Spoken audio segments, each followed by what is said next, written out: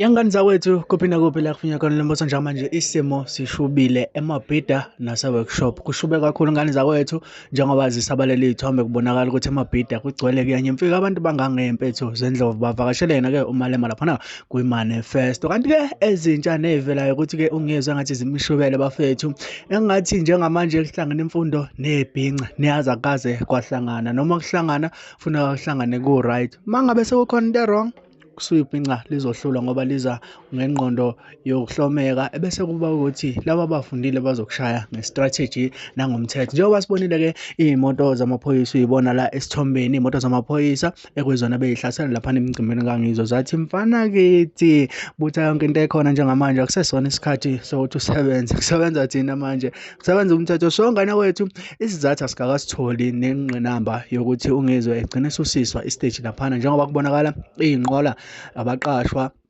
besiteji bethatha isiteji sabo bebuyela emuva. Sazi ngani zakwethu ukuthi ihoza lankomono ngcono-ke ungizwa uncinga khona laphana emabhasini ngoba useze washo wathi uzoba khona kubani ngcono emabhasini abantu bahleli bekhona. Ngane wethu wahlangana laphana kwi-comment section uzuvo lakho mayelana nalolu daba. Ukuphi wena uma kuthi useThekwini ukuphi usemabhida noma use-workshop kwenzakalani awungiphi umngosi.